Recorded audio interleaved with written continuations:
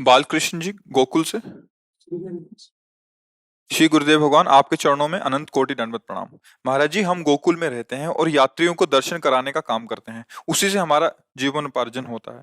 महाराज जी, हम अपना काम करने में किन सावधानियों का ध्यान रखें ताकि हमें भगवत प्राप्ति हो जाए और किसी हाँ, हम यात्री से कोई पहले तो अपराध ना आपको बने। प्रणाम करते हैं, क्योंकि आप भगवत पार्षद जन हैं, हमारे ब्रजवासी जन हैं। और दूसरी बात, आपको ये प्रश्न आया सावधानी का, इसलिए दूसरी बार भी प्रणाम करते हैं, क्योंकि आपकी सावधानी कि आप तो श्री कृष्ण सखा हैं, पर आप सावधान होना चाहते हैं, इसका मतलब आपके ऊपर विशेष कृपा है भगवान श्री कृष्ण की। सबसे बड़ी सावधानी ये है कि जैसे हमारे घर में कोई आवे तो हम उसके साथ कैसा व्यवहार करेंगे। हमारे घर में कोई भी आवे, रिश्ते नातेदार या हमारे घर का कोई संबंधी, तो यहाँ ब्रज में जितने आते हैं वो सब श्री कृष्ण कृपा पात्र आते हैं, और ये श्री कृष्ण का घर है, और हम उनके सखा हैं या दास हैं, जो भी संबंध से मानते हैं।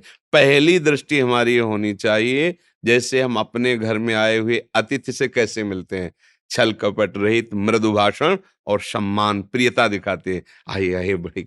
तो ऐसे हम कोई भी यात्री है तो उससे हमारा व्यवहार पहला मृदु होना चाहिए। अगर आप कहें तो हम आपको 4 जगह दर्शन करा सकते हैं यहाँ, जहाँ आप नहीं जानते हैं, और उसमें से कुछ भेंट मिल जाती है, उससे परिवार का पोषण होता है, सब जानते हैं। अब उसके साथ छल कपट नहीं करना, क्योंकि आपको जानते हैं कि आपकी परिवार का पोषण इसी वृत्ति से होता है। इसलिए आप अर्थ के लिए निश्चित अर्थ रख देना, या अर्थ के लिए बार बार उनको विवश करना, ये तो चलेगा, वही 50 तो देंगे ही आपको, अरे 20 में काम नहीं चलेगा।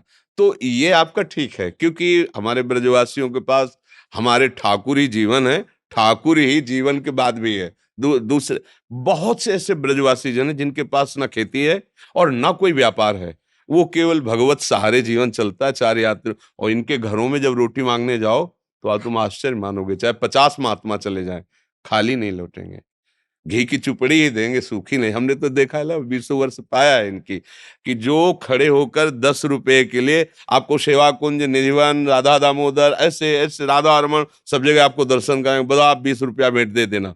उनके जब घर में हम लोग जाते हैं रोटी मांगने, तो आदर के साथ घी की चुपड़ी रोटी प्रदान करते हैं। तो ब्रजवासी जन वैसे भगवत स्वरूप हैं, इनका कटु व्यवहार भी हमारे पापों का शमन करने वाला है। पर आप भगवत निज पार्षद के स्वरूप में होकर ऐसा प्रश्न किया, बंदनी। अब हमारा दूसरा बात होना चाहिए कि हमारा व्यवहार उसके साथ ऐसा हो कि वो जब कभी भी इधर याद करे तो प्रभु की नगरी के साथ आपका भी स्मरण करे कि हमको वो जो मिले थे ना गाइड करने, कितने सुशील, कितने सज्जन। हम उनके साथ ऐसा कोई कटु व्यवहार, ऐसा कोई छल भरा कार्य ना करें कि वो यहाँ से असंतुष्ट होकर जाएं कि भगवान के धाम में भगवान के जनों के द्वारा ऐसा भी बर्ताव होता है क्या?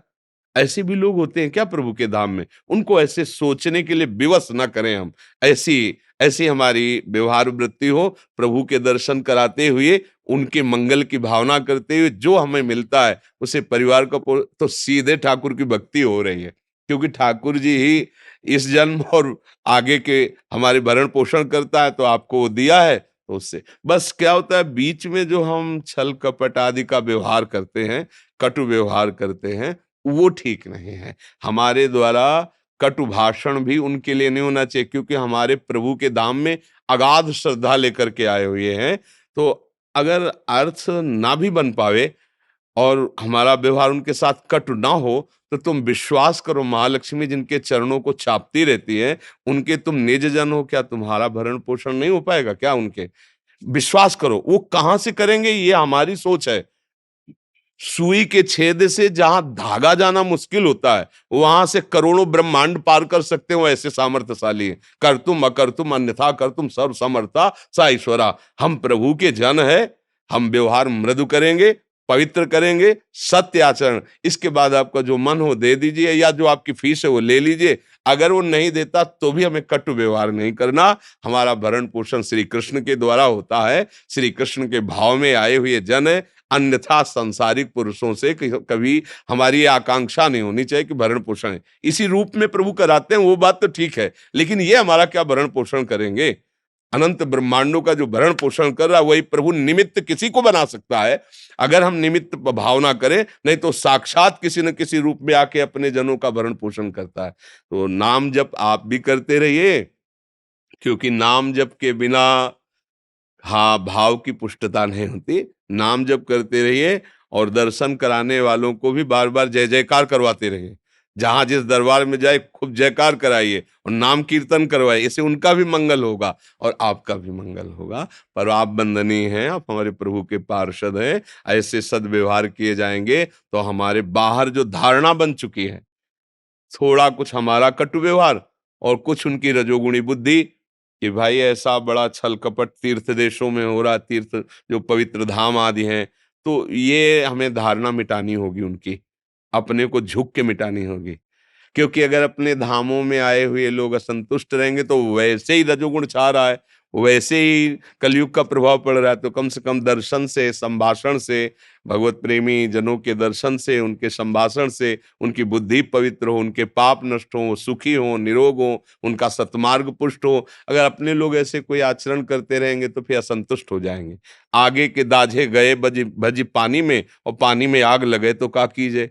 संसार से जला हुआ जीव भगवत धामों में आया और यहाँ छल कपट ऐसा कुछ व्यवहार, तो फिर वो लोगों को लगेगा कि ये भी संसार जैसा है। आग लगी, पानी में घुसा, पर पानी में आग लग गई तो क्या करे। संसार में वैसे ही काम क्रोध की आग जला रही, वो भागकर धाम और भगवत प्रेमी भगवत संबंधियों के समीप आते हैं। अगर वहां भी छल कपट की आग देखी तो अब कहाँ भाग के जाए। आगे के दाजे गए भजी पानी में और पानी में आग लगे तो क्या कीजिए। तो बहुत थोड़ा सावधानी रखनी कि हमारे घर आए, हमारे प्रभु का घर 84 कोष ये ब्रजभूमि, हमारे घर में आए हुए संबंधी है हमारे प्रभु के, प्रभु ने उनको बुलाया है, तो हमें मृदु भाषण, पवित्र आचरण और सत्य व्यवहार के द्वारा उनके साथ हम जो साधना कर रहे हैं, ये साधना है, उसका फल होगा श्री कृष्ण प्रसन्न हो जाए।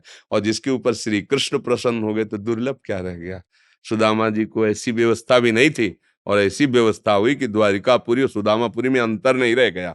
जैसी सुदामापुरी रचना हुई वैसी ही द्वारिका थी। उनको भ्रम हो गया कि मैं पुनः द्वारिका में आ गया क्या। सुदामा जी को देखो मेरे स्वामी कैसे हैं। एक बार ठीक से उपासना कर लो, फिर अनंत ब्रह्मांडों के स्वामी की गोद में बैठ जाओगे।